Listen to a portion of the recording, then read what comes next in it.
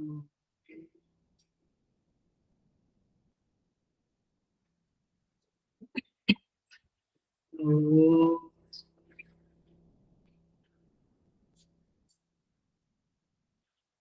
सहनावतु सहनौ भुनक्तु सह वीर्यं करवावहै तेजस्विनावधीतमस्तु मा विद्विषावहै। ॐ शान्ति शान्ति शान्तिः। समस्तजनकल्याणाय निरतं करुणामयं नमामि चिन्मयं देवं सद्गुरुं ब्रह्मविद्वरम्। So I welcome you all with great love and great respect in this Bhagavad Gita discourses. हम 9वें अध्याय पे है. We will chant from 26th number shloka. Chapter 9 shloka number 26. पत्रं पुष्पं फलं तोयं यो मे भक्त्या प्रयच्छति तदहं भक्त्युपहृतम् अश्नामि प्रयतात्मनः. यत् करोषि यदश्नासि यत् जुहोषि ददासि यत् यत् तपस्यसि कौन्तेय तत् कुरुष्व मदर्पणम्. शुभाशुभफलैरेवं मोक्ष्यसे कर्मबन्धनैः सन्न्यासयोगयुक्तात्मा विमुक्तो मामुपैष्यसि. सम्मोहं सर्वभूतेषु न मे द्वेषोऽस्ति न प्रियः ये भजन्ति तु मां भक्त्या मयि ते शुचाप्यहम्. अपि चेत् सुदुराचारः भजते मामनन्यभाक् साधुरेव समन्तव्यः सम्यक् व्यवसितो हि सः.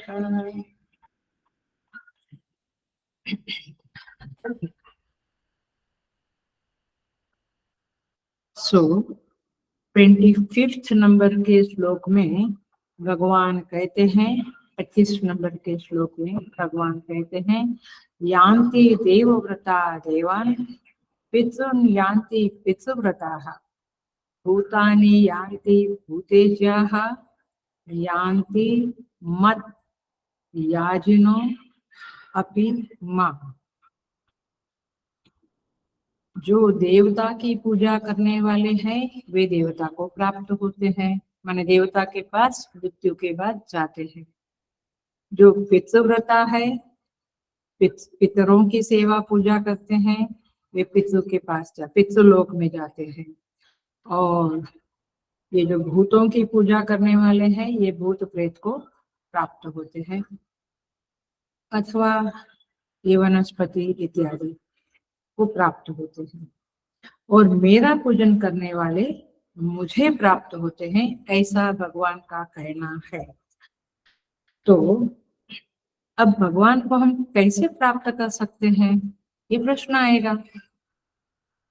अथवा हम भगवान की जैसे देवता की पूजा तो हमें पता है, शिव जी, पार्वती जी, कृष्ण जी हम पूजा करते हैं, लेकिन परमेश्वर की, ईश्वर की पूजा माने कैसे करना होता है, ये बात करने के लिए भगवान 26 नंबर का श्लोक बताते हैं. और भगवान कहते हैं, मेरी पूजा करेंगे तो मैं उसे स्वीकार करूंगा, ऐसा भी भगवान का वचन है. तो देखिए 26 नंबर का श्लोक.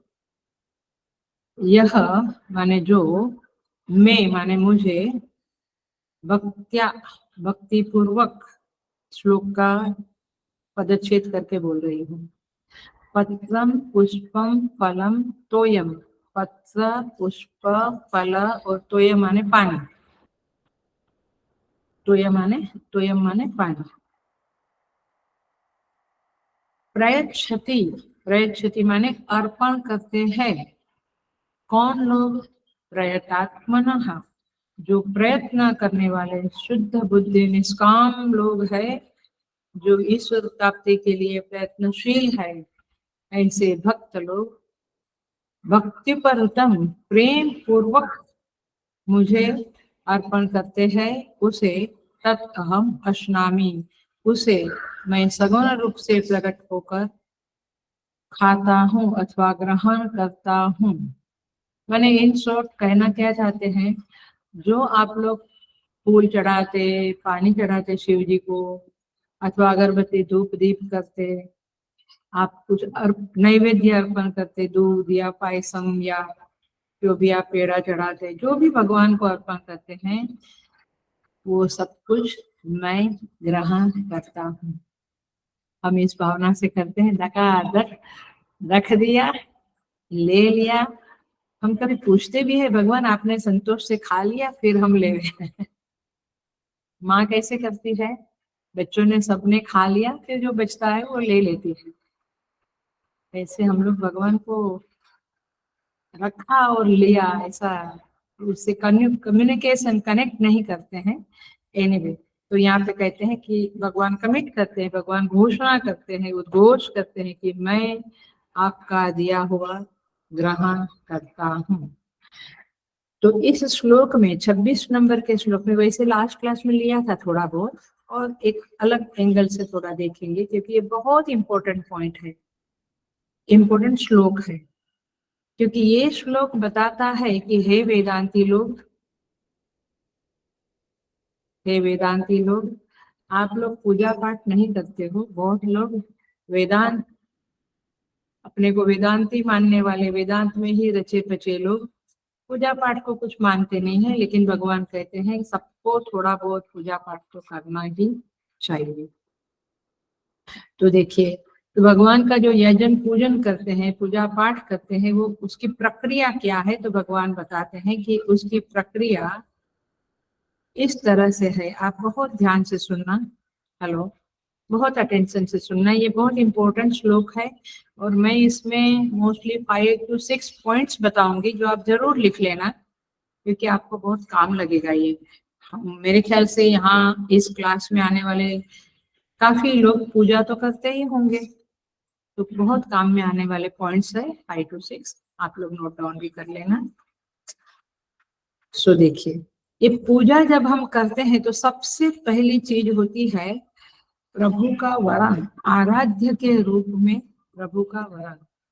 मेरे आराध्य कौन है, मैं किसकी उपासक हूँ, कौन मेरे उपास्य दैवत है, वो मुझे पहले पक्का कर लेना चाहिए। बहुत बार मैं घरों में जाती हूँ, पूछती हूँ, बहुत सारे देवता है, तो बोले हम सबकी पूजा कर लेते हैं, आपके मेन कौन है? नहीं, ऐसा कुछ नहीं, सब लोग हमारे ही हैं। ऐसा नहीं होता है, एक आराध्य होता है। जैसे स्त्री को पति होता है एक, बाकी सब पति के नाते हैं, ऐसे एक आराध्य है, आराध्य के नाते बाकी सबको बिठाओ, कोई प्रॉब्लम नहीं है, पूजा में बिठाओ। पूजा घर में पहले 5, 10, 15 भगवान रहे, बट एक आराध्य होना चाहिए, उसका वरण होना चाहिए, फिक्स होना चाहिए कि मेरे आराध्य दैवत ये है, बस।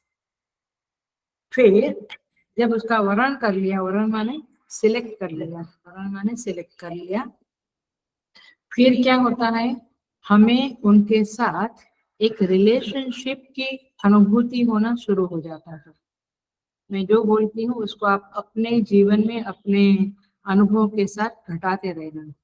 फिर उनके साथ संबंध की अनुभूति हो गई, तो धीरे धीरे यदि हम रेगुलर पूजा करते हैं, पाठ करते हैं, तो धीरे धीरे उनके साथ का जो संबंध है वो प्रगाढ़ होने लगता है। That relationship deepens in our heart.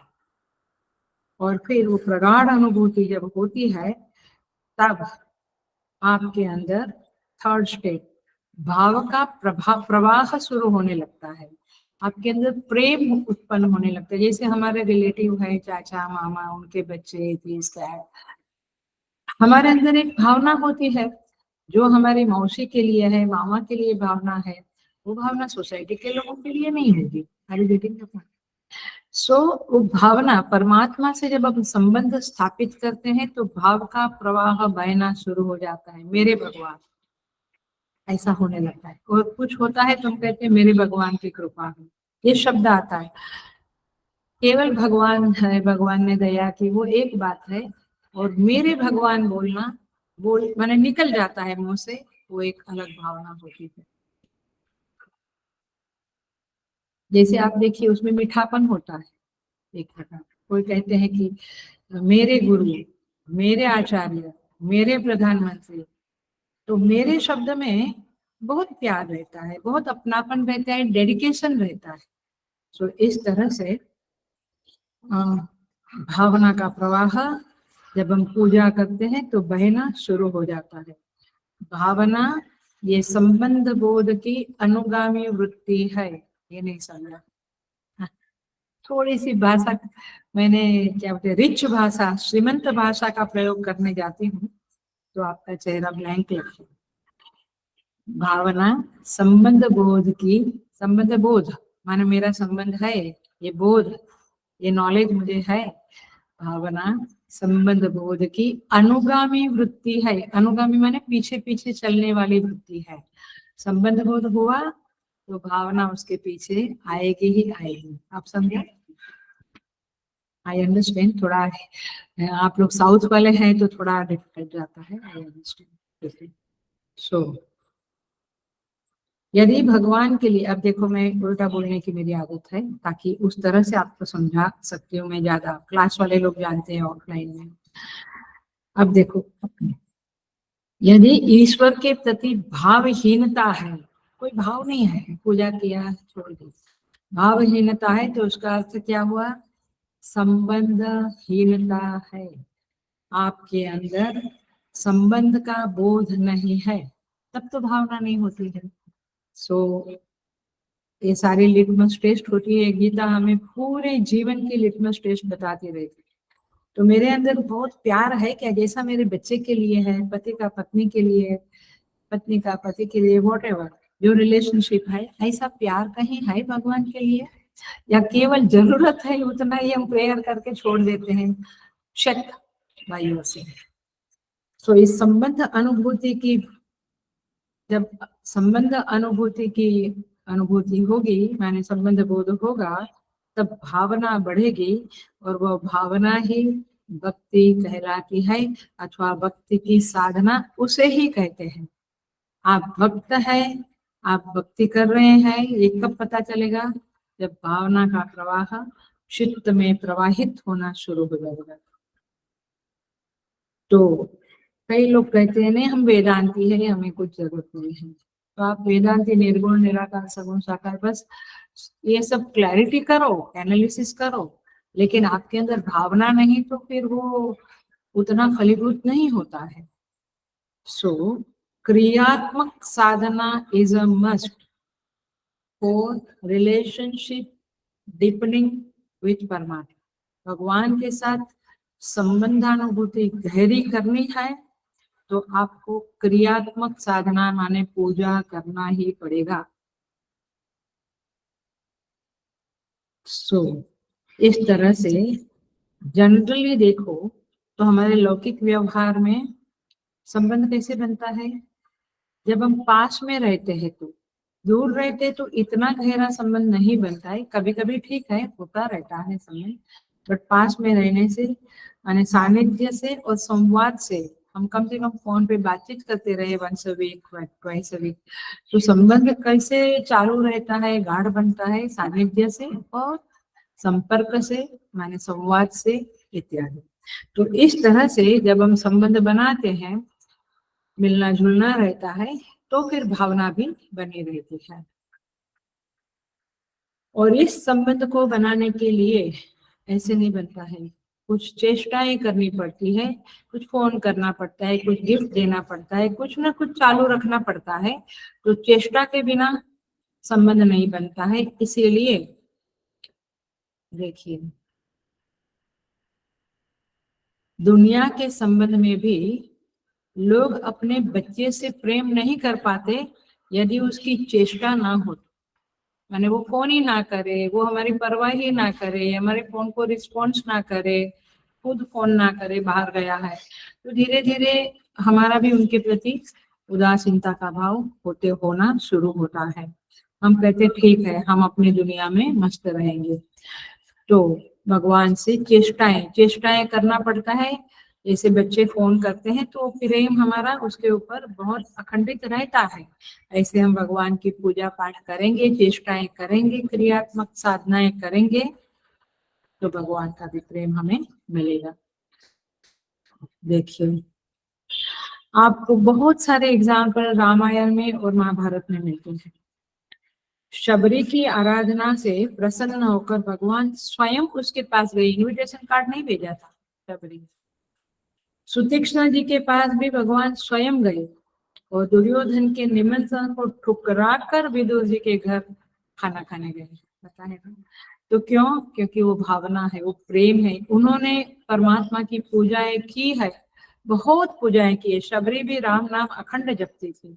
Vidur ji भी बहुत अच्छी तरह से, वो और उसकी पत्नी भगवान कृष्ण की रोज पूजा करते थे। तो कहने का तात्पर्य है कि आपको ये क्रियात्मक साधना करना पड़ेगा, तब आपको भगवान के प्रति प्यार आएगा, उनको भी आपके प्रति प्यार आएगा, तब जाके उनके आशीर्वाद आपको प्राप्त होंगे। सो आत्मीयता जो होती है वो प्राकृतिक नहीं होती है, वो साधना जन्य होती है। और इसीलिए लोग, ये सॉलिड स्टेटमेंट है भगवान का गीता जी में, सॉलिड श्लोक है। इसलिए ये यथा माम प्रपद्यन्ते तांस तथैव भजामि अहम, ऐसा भगवान ने कहा, जो मेरा जिस तरह से भजन करता है उसको मैं वैसा रिस्पॉन्ड करता हूँ। ये है भगवान का याजन, यजन करना, पूजन करना। भगवान कहते हैं मत याजन यान्ति माम, इसी श्लोक का एक्सटेंशन चल रहा है। और इसीलिए इस बात को हम लोग थोड़ा समझ रहे हैं, क्योंकि हम पूजा कर लेते हैं, पाठ कर लेते हैं, बट यदि भावना नहीं है तो वो कितने साल कर लो, आप इसका टेक्निक जानो, इसका रहस्य जानो। दूसरी बात है, भगवान के प्रति आत्मीयता का भाव बढ़ाने के लिए सेवा इज द हाईएस्ट साधन। जो सेवा करते हैं, सेवा करने वाले जानते हैं, उनके प्रति गुरु का, हम समाज में माने अपने आसपास देखे तो उनका भाव ज्यादा रहता है। ये सीधी सी बात है। तो सन्निधि का सबसे बड़ा हेतु है सेवा। जब हम सेवा करते हैं तो श्रद्धेय से मिलने का निमित्त होता है, और फिर हम उनकी सेवा करने से वे प्रसन्न होते हैं। वे हमारे मन के भाव को परखते हुए, हमारी इच्छाओं को समझते हुए उसे पूरी करने के लिए आशीर्वाद भी देते हैं। हम गुरु सेवा में भी देखते हैं कि जब हम अच्छी सेवा करते हैं तो गुरु जी हमसे प्रसन्न रहते हैं।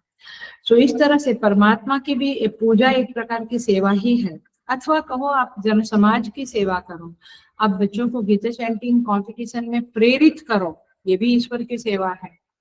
मेरे ख्याल से ये हमको करना ही चाहिए। मैं बार बार बोलती हूँ कि ईश्वर की सेवा जितनी होवे उतनी करनी चाहिए। तो ये गीता चैंटिंग कंपटीशन भी एक प्रकार का प्रोजेक्ट है, जहाँ पे हमें उनकी सेवा करने का, परमेश्वर की सेवा करने का मौका मिलता है। कैसे? मैं तो गीता सिखा नहीं सकता हूँ, डोंट वरी। आप चैंटिंग नहीं सिखा सकते, डोंट वरी। आप प्रेरित कीजिए, आप स्कूल में जाकर जो लेटर देना है दीजिए, जो बात करनी है करिए, थोड़ा बहुत तो सेवा आप कर ही सकते हैं। और इस तरह से बाकी जो भी आप मनुष्य की जो भी जन सेवा करते हैं वो सब सेवा है। तो ये करने से भगवान से आत्मीयता संबंध बढ़ता है और प्रभु हमें प्यार करने लगते हैं। उनका प्यार हम महसूस करते हैं, हम समझ सकते हैं। जैसे गुरु का प्यार हमें महसूस होता है, वैसे भगवान का भी प्यार हमें महसूस होता है कि भगवान मुझसे प्यार करता है, मैं ही केवल करता हूँ ऐसा नहीं। और इसलिए ये जो अनुभूति है कि हमसे प्यार किया जा रहा है, हमारा ध्यान रखा जा रहा है, ये अनुभूति बड़ी जीवनदायी अनुभूति होती है। कोई हमसे प्यार करता है और हमारा ध्यान रखता है, ये जीवनदायी अनुभूति है, और इससे जीवन बड़ा सुगमता से निकल जाता है। जो हमारा प्रिय होता है वो हमसे प्रेम करता है तो बहुत अच्छा लगता है। और आप ऑब्जर्व कीजिए अपने जीवन में, अपनी लाइफ में, कि जो मैं जिसको प्यार करता हूँ, प्रेम करता हूँ, वो मुझे बहुत नहीं करता है। दुनिया वाले करते हैं तो कोई बहुत संतोष होता नहीं है, ये अनुभूति है ना। तो जो भगवान को प्रेम करते हैं वो चाहते हैं कि भगवान मुझसे प्रेम करे। तो तो ये अनुभूति जब होने लगती है तो समझो कि आपका संबंध बढ़ रहा है, आपके संबंध में गहराई आ रही है। और इस तरह से सारी जिंदगी मैंने जब किया, पाठ किया, बट ये चीजें अपने अंदर महसूस नहीं की, लिटमस टेस्ट नहीं की, तो फिर तो बात दूसरी ही बन जाएगी। सो इसीलिए ये सब होने के लिए हमें मूर्ति पूजा, विग्रह पूजा करनी ही चाहिए।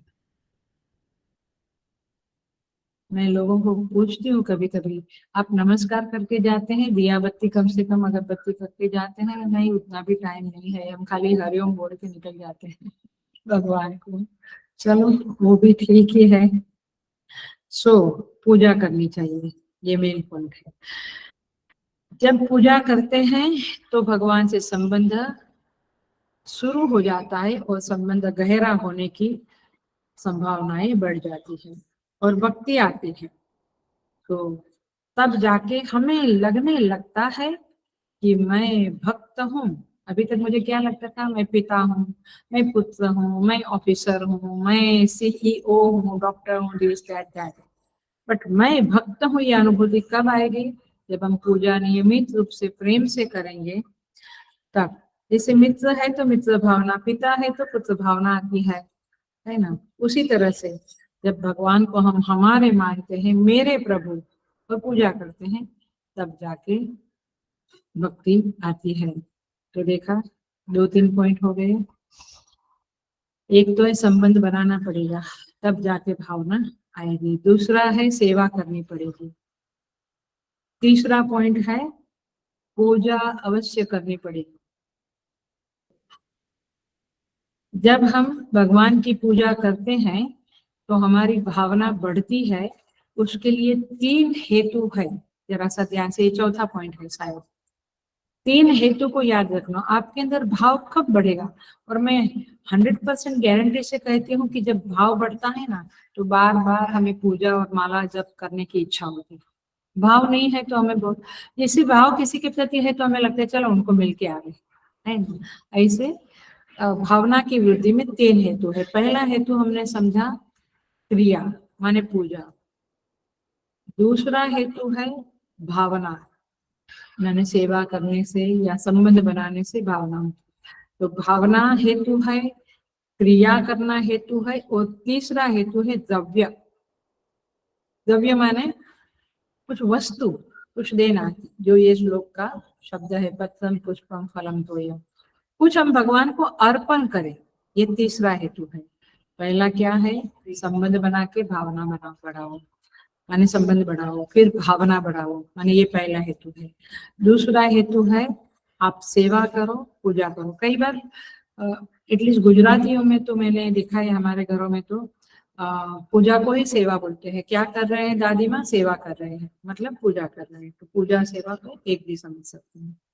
और तीसरा है द्रव्य, आप कुछ अर्पण करो, खाली हरिओम किया नहीं, आप बैठ के फूल, पत्रम, पुष्पम, फलम, तोयम अर्पण करो, नैवेद्य, धूप, दीप सब अर्पण करो, तब जाके संबंध बनने की संभावना बढ़ती है। तो इस तरह से संबंध बनाने और प्रगाढ़ करने के सूत्र है पूजा, सेवा, द्रव्य अर्पण करना इत्यादि। अब एक बहुत ही बड़ा और इंटरनल माने मन के साथ जुड़ा हुआ एक और उपाय है भगवान के प्रति संबंध बनाने का और गहरा बनाने का। ये ध्यान से सुनना, ये है कि हमें ये समझना पड़ेगा, केवल फूल चढ़ाया वगैरह नहीं, हमें ये समझना पड़ेगा कि मेरे भगवान को क्या अच्छा लगता है, माने प्रभु को क्या अच्छा नहीं लगता है और क्या अच्छा लगता है, ये जानने की कोशिशें हमें करनी ही चाहिए। जिसके साथ संबंध बनाते हैं, अच्छा संसार में भी देखो, कोई दोस्त है, कोई नेबर है हमारे, या मामा मौसी है, जो भी है, चाचा आत्या, जो भी संबंध हमारे हैं संसार में, तो हम बहुत होशियारी से बहुत घर में डिस्कस करके हम समझ लेते हैं कि उनको क्या अच्छा लगता है, उनको क्या अच्छा नहीं लगता है, राइट। तो फिर तब जाके संबंध अच्छे रहते हैं हमारे उनके साथ। उनको जो अच्छा नहीं लगता वो हम करें, उनको उनके बेटे को हम डांट दे, वो उनको अच्छा नहीं लगता और हम डांट दे, तो संबंध में खटास आएगी। समझ में आए? ऐसे सारे संबंधों की बातें हैं। तो फिर यहाँ पे भगवान के साथ जब हम संबंध बनाने की बातें करते हैं तो उनकी प्रीति को ध्यान में रखना पड़ेगा। जब उनकी प्रीति, देखो क्या वाक्य बोलती हूँ मैं, ध्यान से सुनो। उनकी प्रीति और हमारी प्रीति में संघर्ष आता है, तब हमें हमारी प्रीति छोड़ देनी चाहिए। यानी मुझे जहाँ प्रेम है, जिस तरह से जिस वस्तु में जो क्रिया में प्रेम है, लेकिन उनको वो अच्छा नहीं लगता है, तो हमें छोड़ देना चाहिए। बड़ी बात नहीं है, ये बहुत बड़ी बात है। और हम क्या ये सब सोचकर भगवान की आराधना करते हैं? कुछ भी नहीं सोचते, जो परापूर्व से चला आया है वही करते। ये बहुत जरूरी है ये सोचना। भगवान कहते हैं, देखो मैं उसका एग्जाम्पल देती हूँ ताकि आपको ठीक से समझ में आ जाए।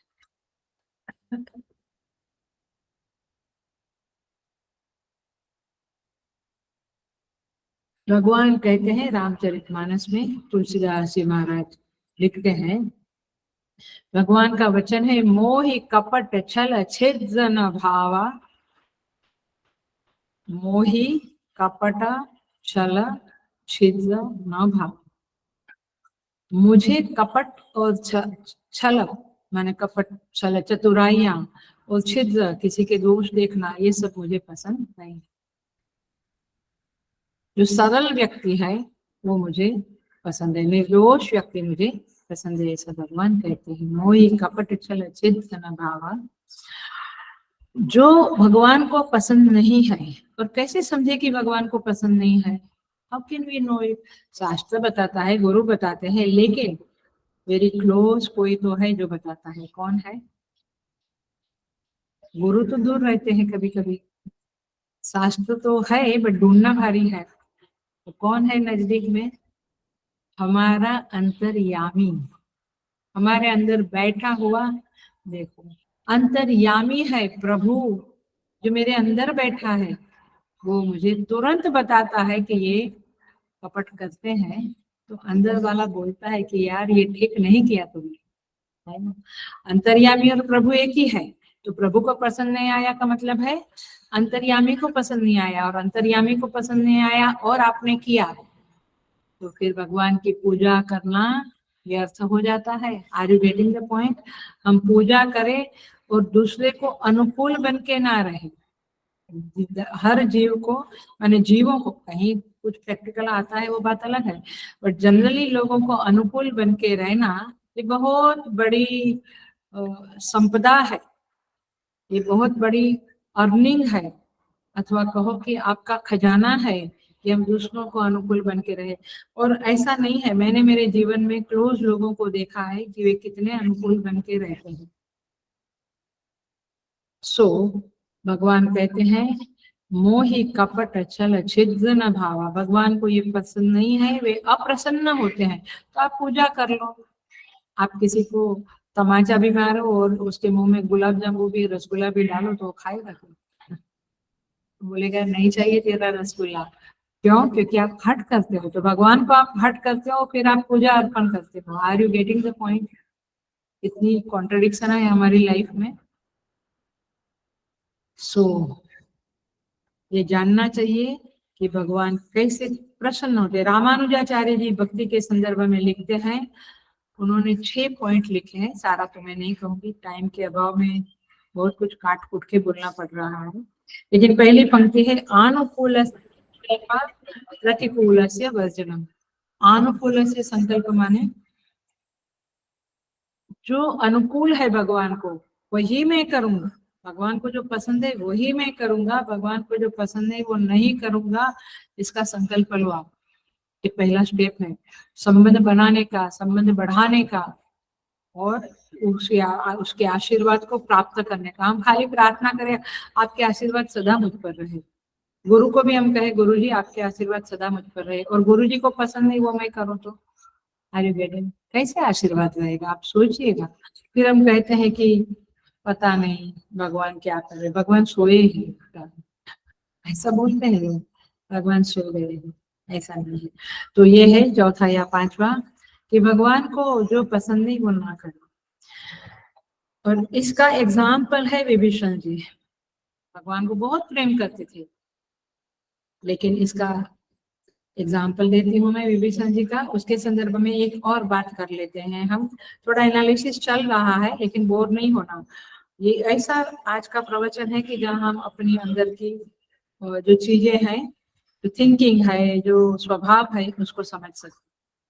देखिए, हम तो भगवान के अनुकूल हो गए, सपोज हमने डिसाइड किया हम भगवान को अनुकूल रहेंगे, लेकिन भगवान का जो विरोध करता है, यानी गलत करता है काम, भगवान को अप्रसन्न करने वाला व्यक्ति, उससे दोस्ती रखते हैं। तगड़ी बात। मुझे भी कभी कभी बहुत आश्चर्य होता है कि लोग मुझसे, माने लोग हमसे प्यार करते हैं, लेकिन उसकी दोस्ती तो मैं जिसके प्रति डिसलाइक करता हूँ उसके साथ अच्छी दोस्ती रखता है वो। तो फिर अपना मन क्या हो जाए, आप खुद देखिए, अपने मन को ही समझिए। ये पूजा एक मनोवैज्ञानिक साधन है ईश्वर प्राप्ति का। आप ऐसे नहीं समझना कि खुद भी ऋषि मुनि ने लिख डाला है। इट्स ए साइकोलॉजिकल साधना टू डू द पूजा। जो ईश्वर के अनुकूल नहीं है, भगवान को विरोध करता है अथवा झूठ बोलता है, हिंसा करता, उसके साथ मैं दोस्ती रखता हूँ। मैं खुद हिंसा नहीं करता, मैं खुद चोरी झूठ नहीं करता, लेकिन उसके साथ रखता हूँ, तो क्या वो भगवान को पसंद आएगा? नहीं आएगा ना। तो ये भी हमें ख्याल रखना चाहिए। पांचवा पॉइंट लिख लो। विभीषण का यही गलती था कि खुद भगवान को प्रेम करता था, अनुकूल था, भगवान को पूजा करता था, कभी झूठ नहीं, दिस नहीं, दैट नहीं, लेकिन वो रावण की सेवा करता था, भाई की, चाहे बड़ा भाई हो, बट वो राम के विरोधी की सेवा करता था। तो ये तो गड़बड़ वाला मामला हो गया ना। तो इसलिए भक्त की विश्वसनीयता खंडित हो जाती है, और इसलिए भयंकर गलती है। ये बहुत बार लोग कहते, आपको क्या तकलीफ है मैं उनसे बात करता हूँ तो? हाँ, तकलीफ कुछ नहीं है, लेकिन फिर आप मन से उतर जाते हो, क्योंकि वो तो मेरे दुश्मन से, मेरे को जो पसंद नहीं व्यक्ति, उससे उनका अच्छा दोस्ती है, तो फिर वो मन से उतर जाता है। ये बातें भी ध्यान में रखने जैसी है। और ये हम समाज में अपने संबंधों में देखते हैं, वो अपने साइकोलॉजी को भी देखते हैं। देखिए, पुत्र है, पिता का कोई शत्रु है, माने पिता का कोई डिसलाइकिंग पर्सन है, उसके साथ ही दोस्ती रखे, तो पिता के मन में पुत्र के लिए जो भावना होनी चाहिए कम हो जाती है। सो आप देखो, उसका एग्जाम्पल है प्रहलाद जी। प्रहलाद जी भगवान विष्णु कौन थे? हिरण्यकश्यप के शत्रु थे। तो प्रहलाद उनका नाम लेता था तो हिरण्यकश्यप के मन से पुत्र के प्रति प्यार स्नेह निकल गया। समझ रहे? तो ये बातें बहुत ध्यान में रखने जैसी है। तो परमात्मा की पूजा का ये अर्थ है, ये सारी बातों को ध्यान रखते हुए पूजा करना। नहीं तो केवल पूजा की और हम कहते हैं हमको आशीर्वाद नहीं मिलता है, नहीं मिलेगा। सेवा करो, विग्रह रखो, पत्रम पुष्पम फलम तोयम अर्पण करो, और फिर जो अनुकूल है भगवान को वैसा बर्ताव करो, और फिर भगवान को जो लोग पसंद नहीं उनके साथ दोस्ती मत रखो। भगवान को पसंद नहीं है तो उनको आप छोड़ दो। ये है साधना का रहस्य, और इसे जानना बहुत जरूरी है, और पूजा करना भी बहुत जरूरी है। तो भावना, क्रिया, क्रिया माने पूजा, और द्रव्य, द्रव्य माने षोडशोपचार करो आप, अर्चना और पत्रम पुष्पम धूप दीप नैवेद्य प्रदक्षिणा करो भगवान की। सब कुछ क्रियात्मक साधनाएं। तो संबंध बनाओ, भावना का प्रवाह हो गया नंबर 1। द्रव्य माने अर्पण करो, क्रियात्मक साधना माने पूजा करो। एक और सांसारिक एग्जाम्पल देके हम पूरा करेंगे इसको। मूर्ख लोग कहते हैं कि अरे हम वेदांत पढ़ते हैं, बट वो मूर्ख है, ऐसा आचार्य लोग कहते हैं। हमें क्या क्रिया करनी, क्या पूजा करनी? देखिए, आप क्रिया करनी माने समझते हैं ना, कुछ कुछ कर्म करना है इसे। देखिए, आप कहते I love my father, I love my गुरु, आपके मन में प्रेम है। लोग भी कहते हैं हमारे मन में भगवान के लिए बहुत प्रेम है। हम भगवान को वेदांत के द्वारा जानते हैं, हमें कुछ करना नहीं है। आप घर में बैठे हैं, पिता आते हैं, आप कोई अभिवादन नहीं करेंगे, हरिओम, न वो करेंगे ना आप करेंगे। आजकल ऐसा जमाना आ गया, वो सीधे अपने कमरे में चले जाते हैं। बट अभिवादन करना एक हमारी भारतीय संस्कृति की परंपरा है। गुरु कहीं बैठे हैं, हम वहां जाते हैं तो चाहे वो प्रवचन करते हैं और हम जाकर पीछे बैठ जाते हैं, बट बैठने के पहले हम ऐसे हृदय पे हाथ रख के अथवा हाथ जोड़ के नमस्कार करके बैठते हैं। गुरु का अभिवादन करना ही चाहिए। तो तात्पर्य यह है कि हम करें नहीं कुछ भी और हम कहें कि हमारी तो बहुत श्रद्धा है, ऐसे नहीं।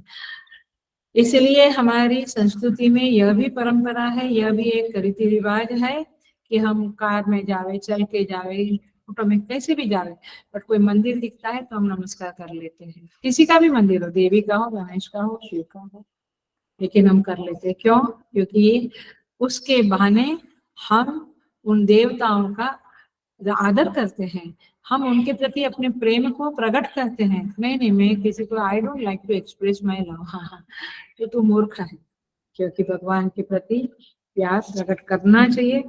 नहीं, I love him but I love my husband, but मैं खाना बनाना और सब ये सब क्रिया, मैं कोई क्रिया नहीं करना चाहता। What is this? आया ख्याल में? तो क्रियात्मक साधना, द्रव्यात्मक साधना और भावनात्मक साधना, इस पूजा के संदर्भ में कहो अथवा भगवान से संबंध बनाने के संदर्भ में होनी ही चाहिए। भगवान कहते तदहम भक्त्युपनुतम अश्नामि प्रयतात्मनः, सेकंड लाइन। ऐसे लोगों का जो भी मुझे अर्पण करना है उसे मैं ग्रहण करता हूँ। बहुत सारी कहानियां है, मैंने बताई है। वो गणपति को नहीं मानता, गणपति की पूजा करके थक गया, फिर ऊपर उन्होंने राम जी का फोटो रखा और फिर वो माने फिर उन्होंने गणपति को हटाकर उनको ऊपर रख दिया, राम जी को पूजा घर में पधरामणी कर दी, और फिर धूप ऊपर जाने लगा तो बोला राम को नहीं दूंगा मैं, नाक में कापूस लगा दिया। तात्पर्य यह है कि भगवान सब कुछ ग्रहण करते हैं। नामदेव महाराज का एग्जाम्पल है, भगवान दूध पिया। बहुत सारे लोगों के एग्जाम्पल रहते हैं कि भगवान ग्रहण करते हैं। माने शुद्ध बुद्धि वाला भक्त यदि प्रकृष्ट रूप से द्रव्य, दूध, फल, फूल सब अर्पण करता है, भावपूर्वक समर्पित करता है, तो भगवान उसको अवश्य ग्रहण करते हैं। ऐसा भगवान का खुद का उद्घोष है। भगवान खुद बोलते हैं कि मैं उसको ग्रहण करता हूँ, अश्ना भी मैं खाता हूँ। आपको नहीं पता होगा, बट आप उपासनाओं के ग्रंथों को पढ़िए, वहां पे लिखा है कि देवता सूक्ष्म रूप से जो आप अर्पण करते, चाहे शीरा अर्पण करो, पायसम करो, फल करो, भगवान उसका सूक्ष्म अंश ग्रहण करते हैं, और इसीलिए वो प्रसाद बन जाता है, और उसे ग्रहण करने से हमारी बुद्धि भी शुद्ध होती है, क्योंकि भगवान का वो पुष्ठा है, भगवान ने उसमें से कुछ ग्रहण किया है। सो ये सारा प्रसाद, नैवेद्य, इसके बारे में बहुत बहुत बातें हैं, बट हम यहाँ पे स्टॉप करके हम आगे के मंत्र में प्रवेश कर जाते हैं। वैसे देखा जाए तो आपको एग्जाम्पल देवे, पत्रम पुष्पम फलम तोयम, ये जो तुलसी का एक पत्ता द्रौपदी जी ने चिपका हुआ था, कृष्ण जी ने खाया तो विश्वात्मा तृप्यता, दुर्वासा मुनि का वो प्रसंग याद है ना? तो देखो उतना एक पत्ता धरा द्रौपदी ने कृष्ण को अर्पण किया, और भगवान ने सारे दुर्वासा जी और उसके सारे शिष्यों को धकेल दिया। वो तृप्त हो गए, लेकर आने लगे, तो बोले नहीं अभी नहीं जाना है उधर, नहीं तो वो अमरीश वाली घटना हमारे जीवन में हो जाएगी, सबको पता है। पुष्पम, गजेंद्र ने कमल के फूल भगवान को अर्पण किए, भगवान आ गए मगरमच्छ से हाथ से छुड़ाया।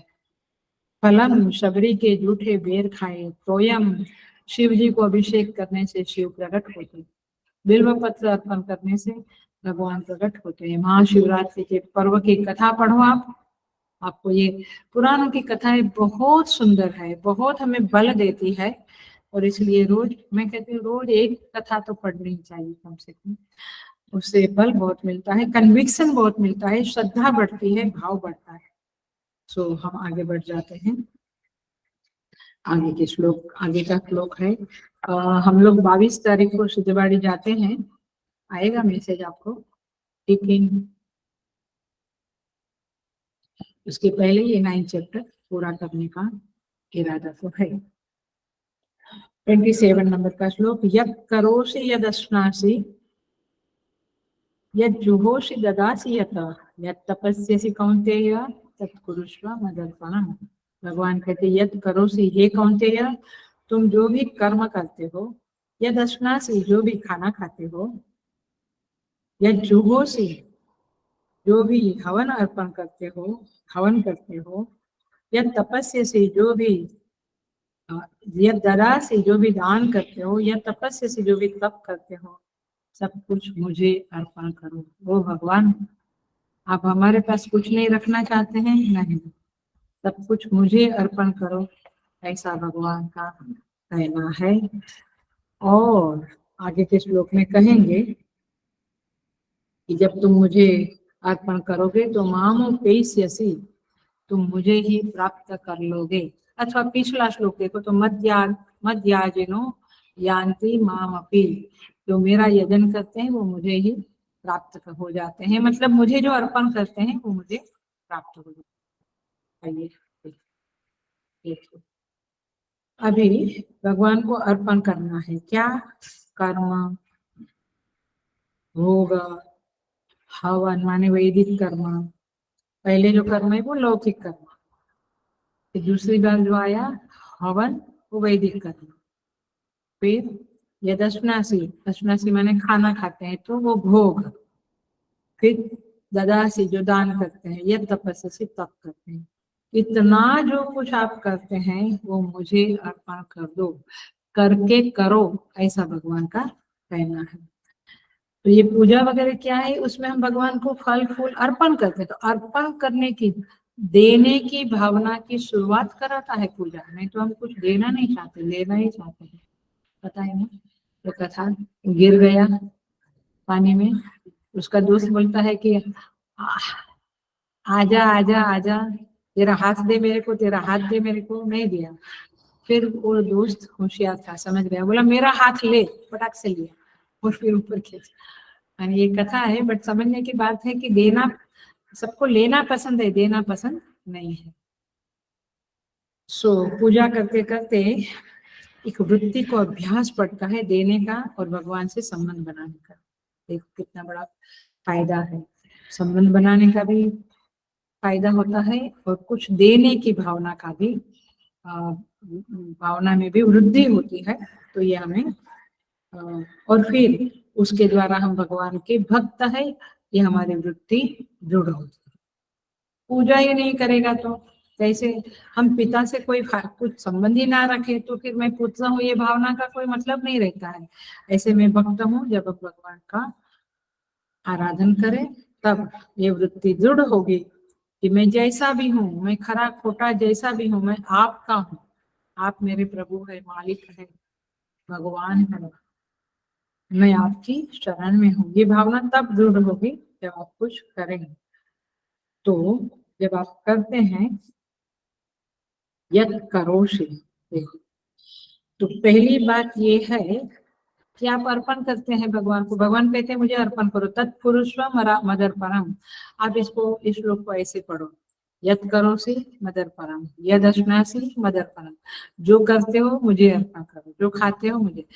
तो भगवान को जब हम अर्पण करते हैं तो फिर हम कर्ता बनकर रह सकते हैं, भोक्ता बनकर रह सकते हैं। कर्ता कब बन के रहेंगे हम? ऑफलाइन क्लास नहीं है, I am really missing it. कर्ता कब बन के रहेंगे? जब हम कर्म फल की अपेक्षा करेंगे। पकड़ी बात।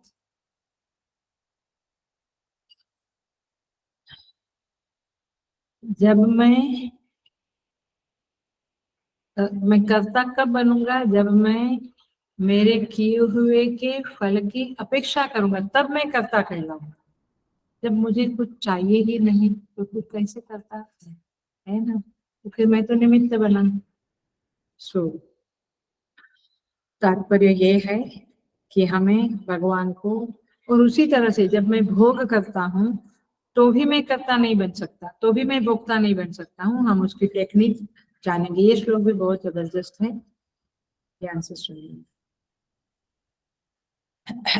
देखिए, इस पूजा के द्वारा हम अर्पण की भावना को बढ़ा रहे हैं। कभी कभी हम कुछ धन भी रखते हैं वहां पे, बोलते नहीं ये हम ब्राह्मण को देंगे, ये हम मंदिर को देंगे, है ना। तो ये अर्पण की भावना हमारी बढ़ती है जब हम कर्म अर्पित करना, जब भगवान कहते हैं, बहुत बड़ी बात है। अब एक प्रश्न है, अगेन ऑफलाइन याद आता है। ये कर्म जब हम अर्पण करते हैं भगवान को, तो कर्म करने के पूर्व में पहले अर्पण करना चाहिए या कर्म कर दिया बाद में अर्पण करना चाहिए? सोचो।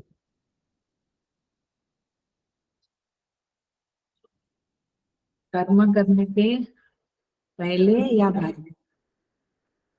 देखिए, भगवान जिस अर्पण की बात कर रहे हैं इस श्लोक में, वह है पहले। पहले अर्पण करो। कैसे? अब प्रश्न आएगा लोगों के मन में कि मैंने कर्म किया ही नहीं तो अर्पण क्या करना, ये भी प्रश्न आएगा। तो पहले कर्म करना, अर्पण करना माने क्या? बहुत बड़ी बात है ये, इसको अच्छी तरह से समझ लो। देखिए, क्वेश्चन करो, ये कर्म किसके लिए करता हूँ? आंसर आएगा, मुझे नेम एंड फेम चाहिए, मुझे पैसे चाहिए, मुझे भोग चाहिए, मेरे बेटे के लिए, मेरे अहंकार की तुष्टि के लिए। आते हैं आंसर, आते हैं।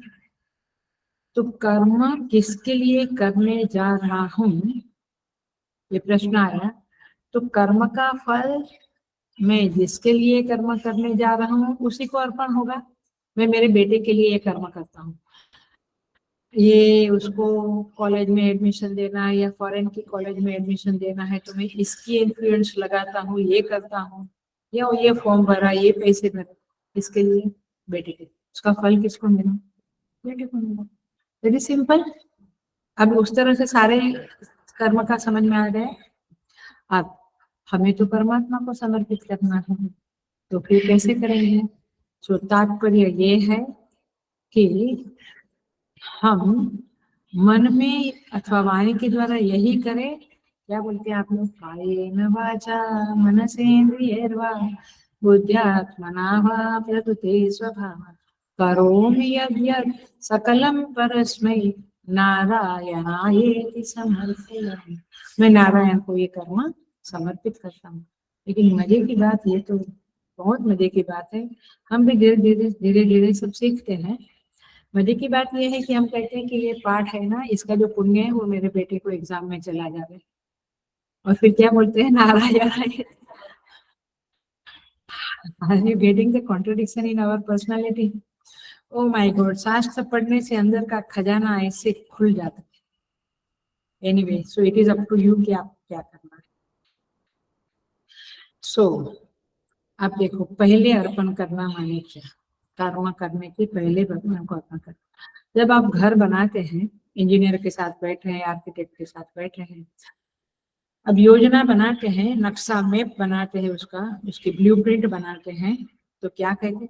अच्छा, ये कमरा है ना मम्मी पापा का, माता पिता का, ये कमरा मेरे बेटे का, ये कमरा मेरा रहेगा, इसको जरा और बढ़िया, और ये कमरा गेस्ट का है, वो थोड़ा छोटा बनाया तो चले, करते हैं। तो ब्लूप्रिंट में ही हम कमरा फिक्स कर लेते हैं, किचन फिक्स कर लेते हैं, सब कुछ।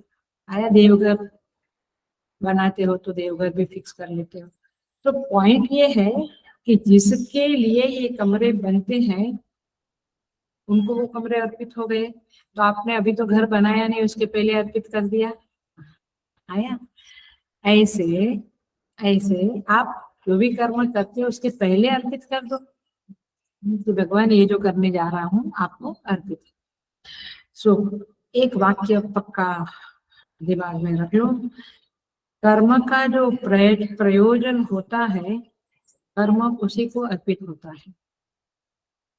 अभी देखो, हम गीता चैंटिंग कंपटीशन करते हैं, किसके लिए करते हैं, क्यों करते हैं? क्योंकि गुरुदेव ने कहा है, और उससे भगवान प्रसन्न होता है। तो ये किसको अर्पित हो गया, गुरु को अथवा भगवान को, या दोनों सेम है, उनको अर्पित हो गया। तो उसका फल मुझे नहीं मिला, मुझे नहीं चाहिए कि मेरा कांटेक्ट बने, फिर मेरे बिजनेस में स्कूल काम आएगी, फालतू की बात। तब बच्चे के पेरेंट्स काम आएंगे कोई, तो हम बच्चों के पेरेंट्स का बारे में, ये सब बेकार की बात है। हमें क्या करना है, उनको गीता चैंटिंग सिखाना है, वे गीता से जुड़े, एंड दैट्स अवर प्रसन्नता, वही हमारा मकसद है, क्योंकि उससे परमात्मा प्रसन्न होंगे।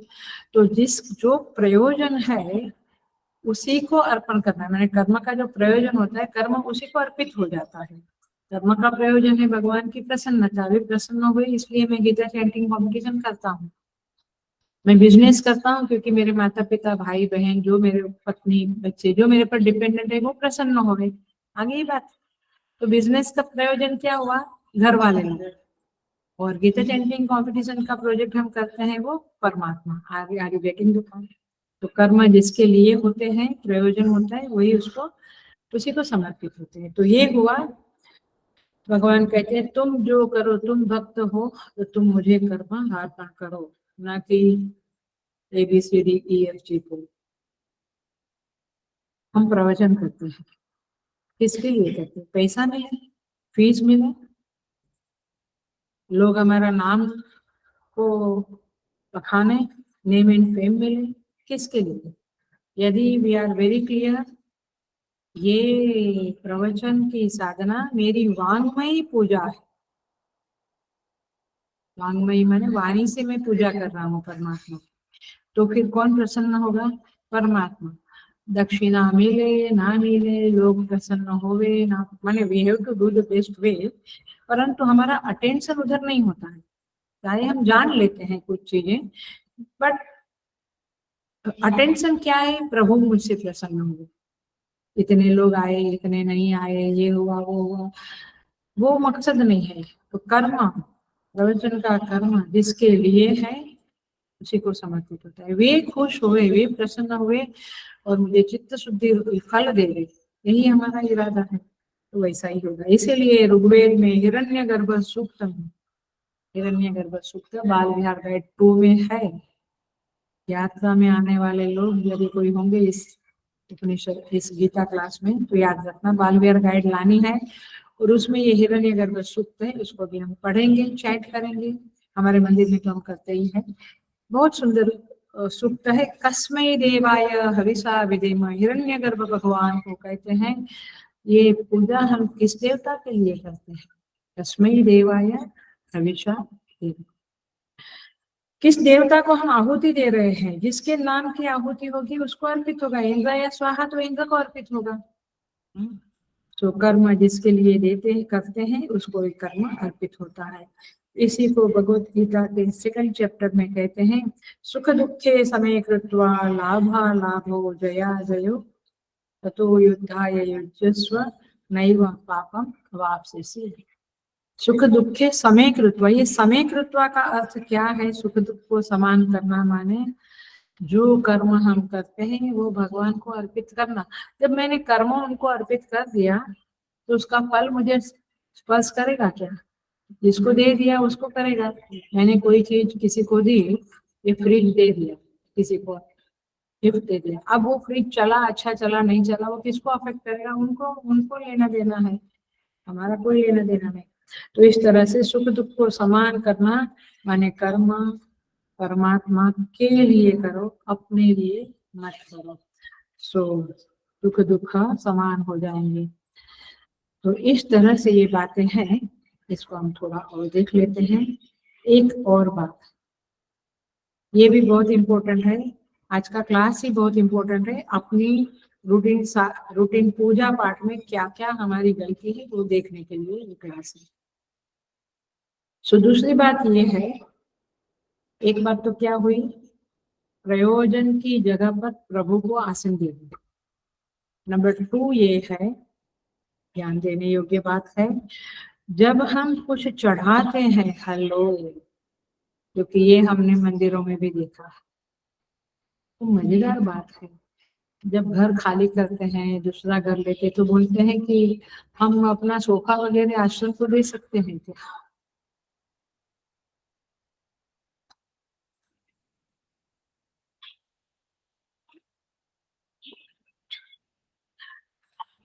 मैं बड़ी शालीनता से जवाब देती हूँ,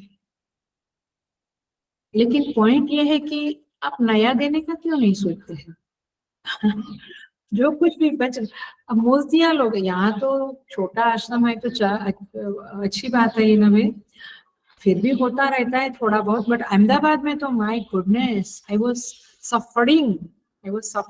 इरिटेटेड, क्योंकि चलते फिरते वीक में एक बार या 5-10 दिन में कोई ना कोई मूर्तियां रख के जाते, खास करके अपना घर खाली किया या माता पिता गुजर गए तो मूर्तियां, पुस्तक ऐसे ही वरंडा में, या हमारा हॉल खुला था, जो सत्संग हॉल था वो बहुत जबरदस्त था अहमदाबाद में, है अभी भी है।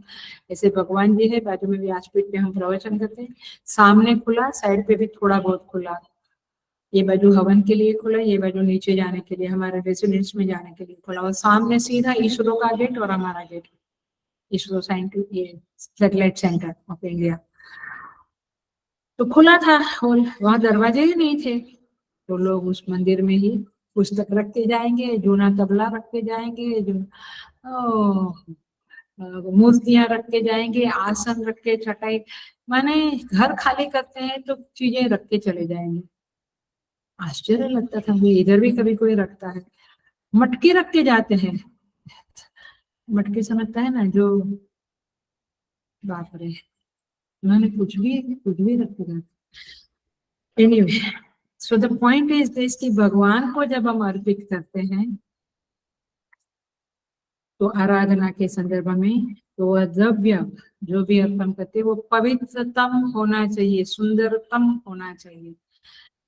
नहीं अभी बादाम बिगड़ गई, तो मंदिर में प्रसाद भी दे दी, टेरिबल।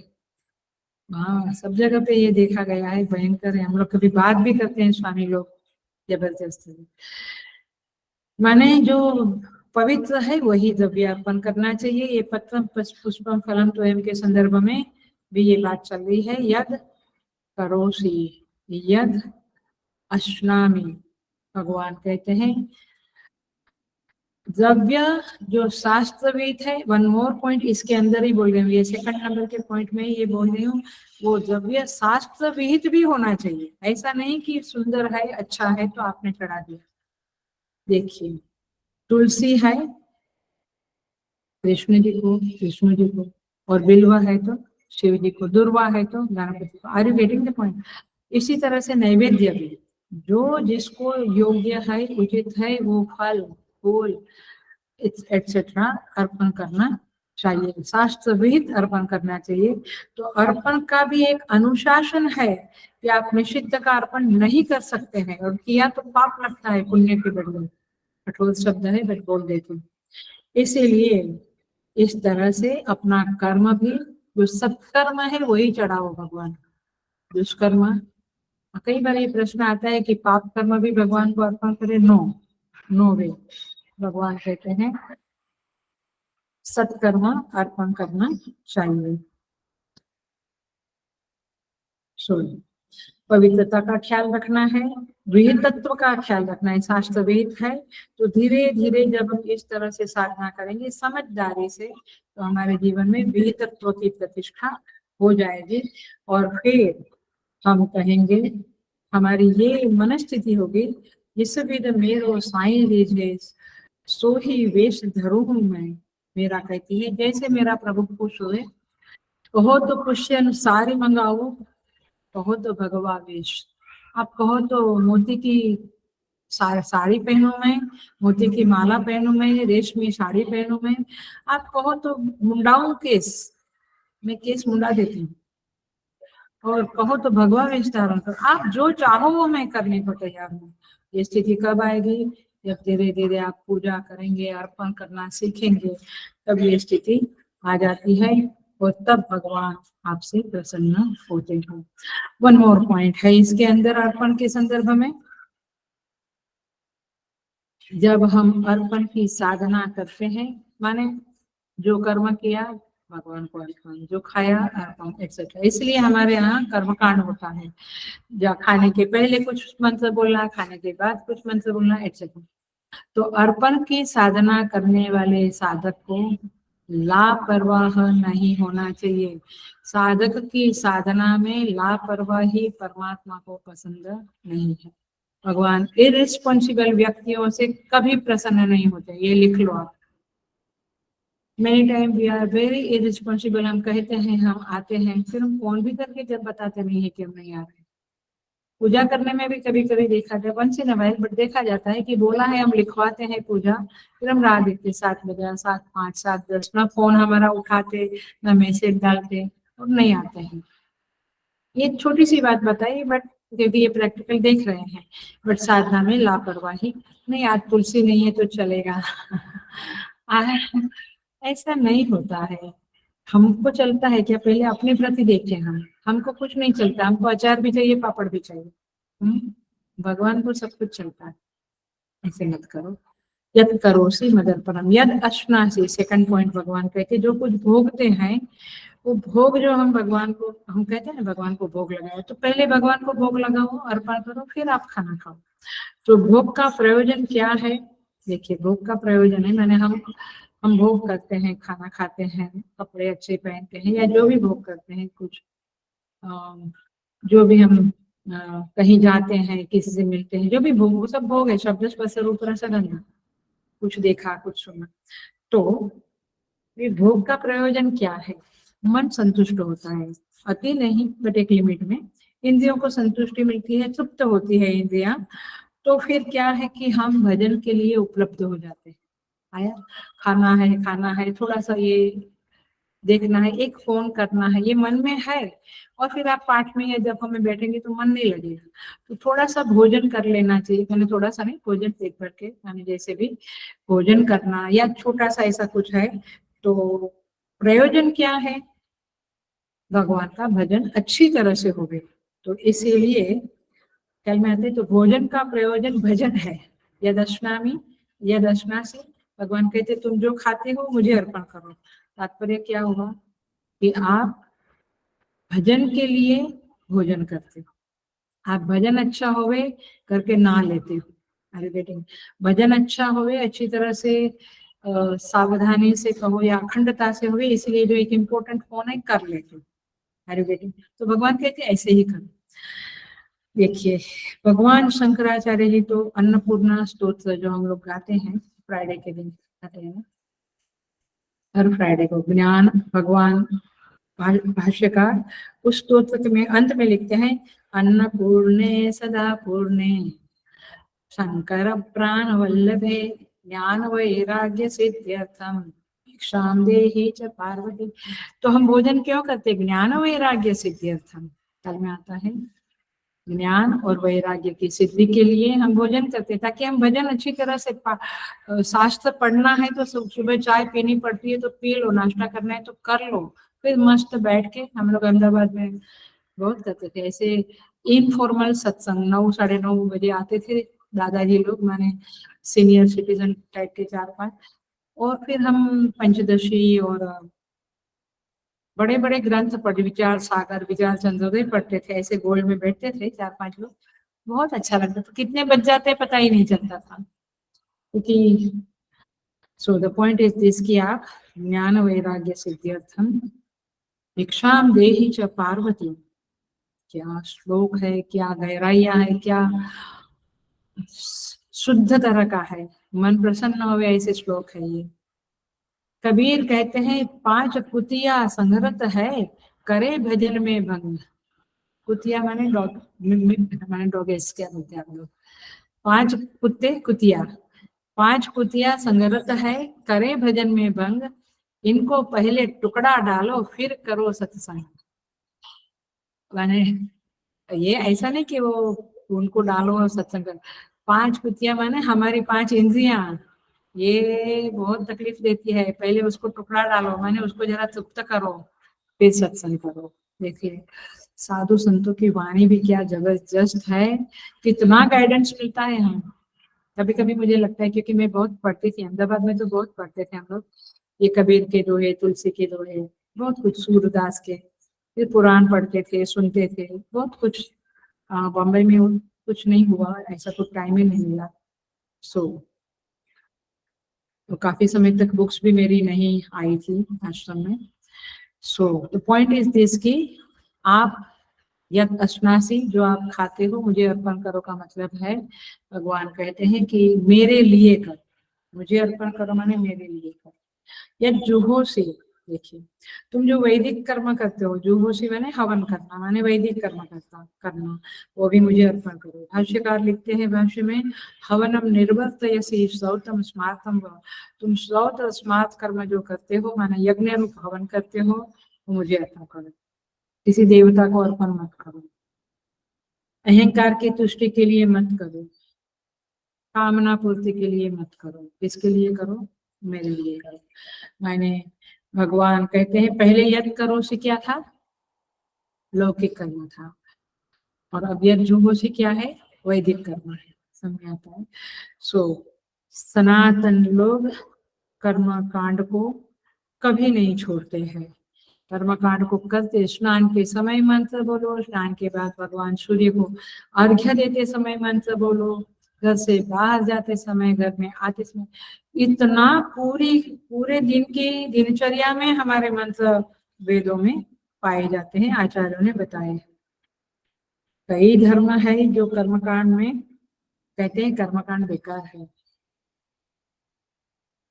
आर्य समाज को, बौद्ध धर्म, जैन धर्म में कर्मकांड नहीं, लेकिन उन्होंने अपना कर्मकांड बनाया है और फिर वे सनातन कर्मकांड को नहीं मानते, इसलिए तो वे 6 जो हमारे वैदिक माने जिसको हम कहते हैं कि ये सनातन धर्म वाले जो संप्रदाय है, माने न्याय वैशेषिक पूर्व में, सांख्य योग न्याय वैशेषिक पूर्व मीमांसा उत्तर मीमांसा, ये 6 दर्शन जो है वो सनातन वाले हैं। जैन, बौद्ध और चारवाक ये अलग है, ये वैदिक नहीं है।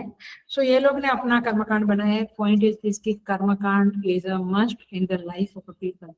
अच्छा, आप बर्थडे मनाते हो, बच्चे का बर्थडे, अपना बर्थडे, फिर मृत्यु के समय में भी जो क्रियाएं होती है, फिर जन्म होता है, विवाह होता है, क्या बोलते हैं 7वां महीने का वो विधि करते हैं आप, सारी विधियां करते, फिर वो भी तो विधि है ना। तो वेद के कर्मकांड को आप इग्नोर क्यों करते हो? वहां भी जो कहा है कि ये हवन करो, ये पूजा करो, ये यज्ञ करो, करना चाहिए। पॉइंट इज दिस, भगवान कहते हैं यज्ञ मदर्पणम, मुझे अर्पण करो, सारे वैदिक कर्म करो भी और मुझे अर्पण करो। यद ददासी, आप दान क्रिया करते रहना चाहिए, और जब करते हो तो क्या समझना है, ये दान मैं प्रभु के चरणों में रख रहा हूँ, व्यक्ति को दे रहा हूँ ऐसा नहीं तो आप अपने को थोड़ा बड़ा मानेंगे। ये प्रभु का रूप है, मैं उसे दान करता हूँ, और दान करते रहना चाहिए। जो धन हम संग्रह करते हैं, उस धन को थोड़ा कंट्रीब्यूट करने से, थोड़ा देने से द्रव्य शुद्धि का फल मिलता है, आपका धन शुद्ध रहता है, टिका हुआ रहता है, एक्सेट्रा। बट एक बात ध्यान रखना है, सत्पात्र को देना है, दारू जुगार चोरी करने वाले को नहीं। भगवान कहते हैं 17 चैप्टर में, यदि तद इति अनाभिसंधाय फलम यज्ञ तप क्रियाः दान क्रियाश्च विविधाः क्रियन्ते मोक्ष कांक्षी भी। आपको यदि चित्त शुद्धि और मोक्ष चाहिए तो आप दान करो और सत्पात्र को दान करो। यद तपस्यसि, भगवान कहते हैं जो तप तुम करते हो, वो दान करते समय आप भगवान को अर्पण कर दो। अब मुझे उसका फल नहीं चाहिए, मुझे वो प्लेट नहीं लगानी है मेरे नाम की, या मुझे हार बीर नहीं पहनना है कि दान किया, कुछ नहीं चाहिए, मेरा नाम ही मत लो, अनाउंस मत करो। यद तपस्यसि, आप जो तप करते हो वो भी भगवान को अर्पण करो। नहीं तो तप का भी अहंकार आता है, मैंने उपवास किया, कई बार लोग कहते हैं मैंने उपवास किया, मैंने एकादशी, अथवा मैंने ये तप किया, वो तप किया। सारे तप प्रभु को अर्पण करो, और इस तरह से भगवान कहते हैं सारा जीवन और जीवन की हर क्रिया प्रभु को अर्पण करो। केवल पत्रम पुष्पम फलम तो एम नहीं, सब कुछ भगवान को अर्पण करो, तब जाके मदयाजी मेरा यजन होगा और आप मेरे भक्त कहलाओगे, और फिर क्या होगा, कर्म कर्म बंधन ही मोक्ष से, आप कर्म के बंधन से छूट जाओगे। मतलब क्या हुआ, आपको जन्म मरण का फेरा टल जाएगा, आना नहीं पड़ेगा वापस। मुझे नहीं लगता है कि कोई वापस आने की इच्छा करेगा पूरा जीवन जीने के बाद, क्योंकि समझ जाता है कि ये संसार सेमल का फूल है। सेमल का फूल माने, सेमल नाम का एक पौधा है, उसके फूल होते हैं बट उसमें सुगंध नहीं है। ऐसे संसार में कोई सुगंध नहीं है, ऐसा समझ जाएगा। तो इसीलिए भगवान के साथ संबंध बनाओ, भगवान को कहो कि मैं आपकी शरण में हूँ। भगवान कहेगा हम भक्त पराधीन। देखो, मैं भक्त के पराधीन हूँ, मैं भक्त के अधीन हूँ, ऐसा भगवान श्रीमद् भागवत में कहेगा। जब अर्जुन ने भगवान को इष्ट कहा, आप ही मेरे प्रिय हो, सबसे अधिक प्रिय आप हो। अर्जुन का प्रिय भगवान कृष्ण ही थे। भगवान ने क्या कहा, इष्टो सी में सखा चेती, चतुर्थ अध्याय में कहा। भगवान, अर्जुन ने कहा आप मेरे सखा, भगवान ने कहा मैं तेरा सखा। अर्जुन ने कहा आप मेरे प्रिय, भगवान ने कहा मैं तेरा प्रिय। अर्जुन ने कहा मैं आपकी सेवा को तत्पर हूँ, और भगवान कहा मैं तेरा सारथी बनने को तत्पर हूँ। तो जैसा आप ये यथा माम प्रपद्यन्ते, जैसे आप भगवान के प्रति भक्ति करोगे, भगवान उसी तरह का फल आपको प्रदान करेंगे। शुभ फलेरेवं विमुक्तो माम पैस्यसि, अगले श्लोक में कहेंगे 28 नंबर के, जिसको हम अगले क्लास में देखेंगे। शुभ अशुभ सब फल से तुम मुक्त हो जाओगे, ऐसा भगवान का वचन है। और यदि ये साधना करेंगे तो प्रभु की प्राप्ति होगी, मोक्ष की प्राप्ति होगी। ओम पूर्णमदः पूर्णमिदं पूर्णात् पूर्णमुदच्यते पूर्णस्य पूर्णमादाय पूर्णमेवावशिष्यते। ओम शांति शांति शांति। हरि ओम। श्री गुरुभ्यो नमः। हरि ओम।